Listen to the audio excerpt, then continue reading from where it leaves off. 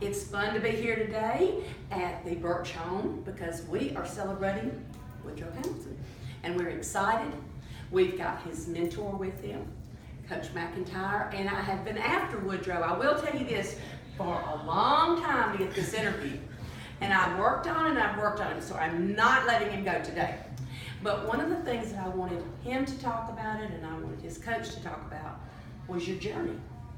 What a journey, because I think some people sometimes often think things are just put in their lap. But I think you better than anyone can talk about, if it gets in your lap, you better work. You better work. But tell me a little bit about, I know you started at McGee and moved on over to Raleigh. I'm gonna let Coach Mac talk about it, but I will say that 5-6 years ago, I was blessed to meet somebody like him. I might even met him before, but like us being a part of each other's lives, like him invite me into his house and home, like was probably the best thing that happened to me. Thank you for saying that, Woody.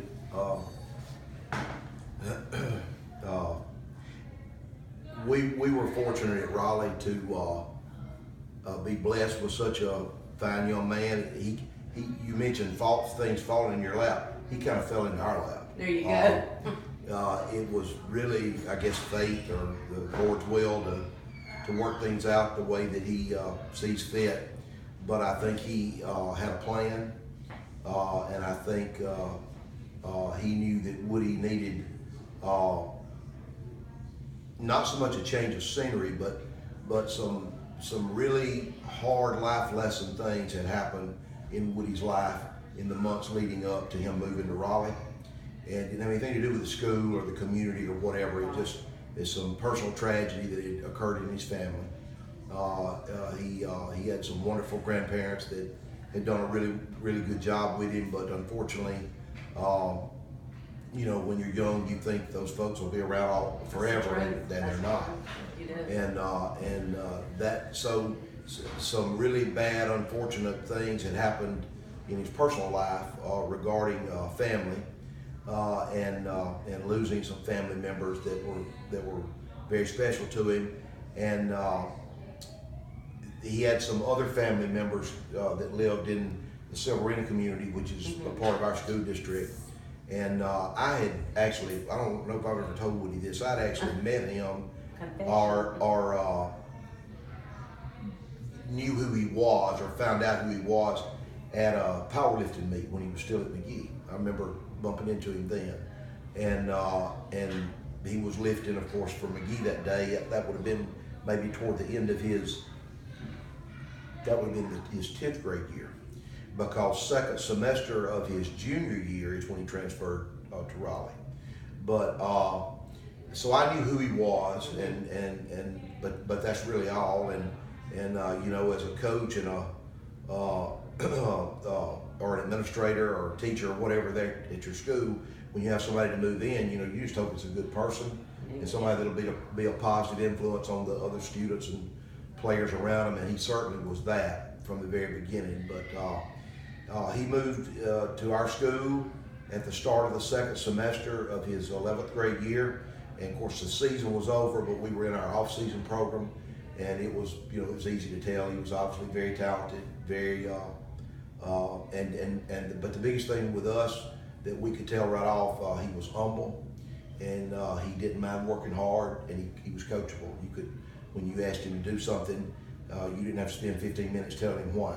He just would go ahead and do it.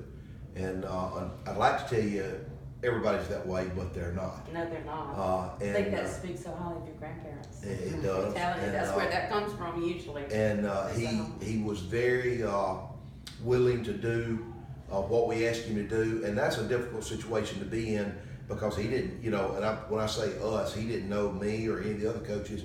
He didn't know us from Adam. He just kind of, school starts back after Christmas and he's there. Now he did have some cousins and some friends there on the team, and I think that helped him maybe make a little smoother transition. But first thing we know, he's there.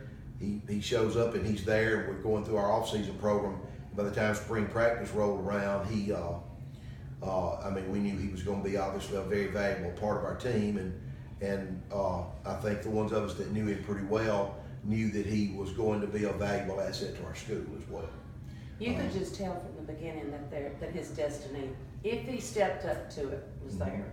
Yeah, I mean, you know, guys his size and are not normally as athletic as he is, and you know, I felt like I was very fortunate at Morton and McGee and even at Raleigh prior to him getting there to have some guys that were talented enough to go on and play on the next level.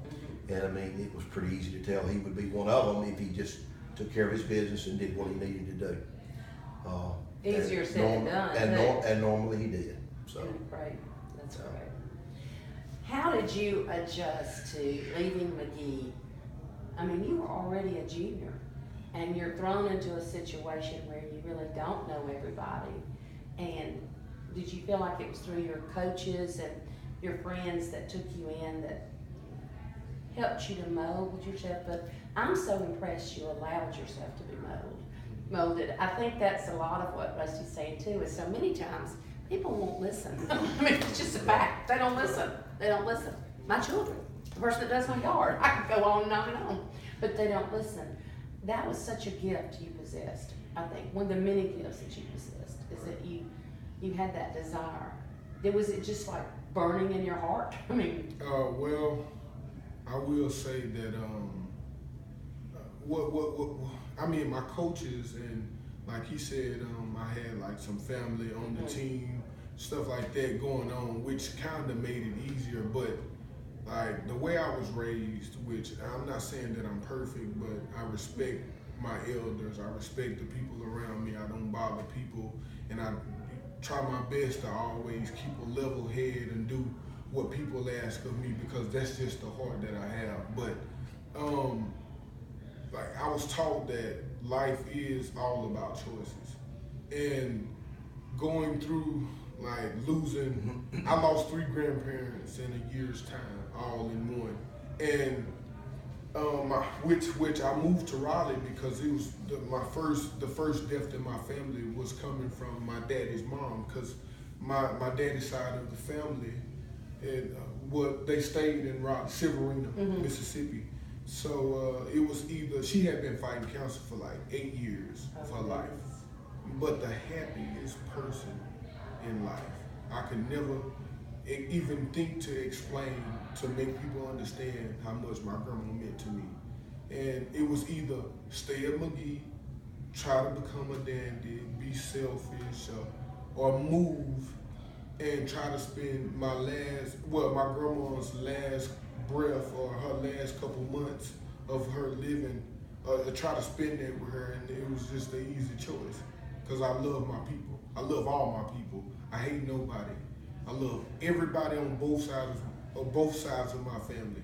Like good, through the good and the bad. Like people that's done bad towards me, to me, people that's done good towards me and to me and for me. Like I just got that love. But me and my grandmas, like we shared a bond like no other. So it made it easier. I was just like, okay, well, I'm gonna make the choice. I'm gonna move. Like, and at first, the reason why it was so hard, because my mom and my uncle had to say so in me moving or not. And at first, when I talked to them about it, like them not noticing about like my grandma is dying and stuff like that. Even when they found out, they still was like, okay, well, maybe you can go down and see her every weekend or something like that. And I was like, well, no, I just want to move. Like, I want to go down there. I want to be, I don't even care about like having to reestablish or getting to know new people, because I had great people in my life, even though my background wasn't easy. But once they understood, and once they understood the fact that it was in my heart and desire to move because of the reason that I had, it was easy. Like I could say, I mean I can go back today and I'll make the same choice. I wouldn't take it back. Isn't that awesome? You must have had a wonderful grandma. Great. I think you can tell from this, if you don't have the tears, I do, because it's wonderful to know that any young man and especially this young man, recognized what family means to you and mean to you forever. And we're going to hear more from Woody, and I think you'll enjoy our other interview.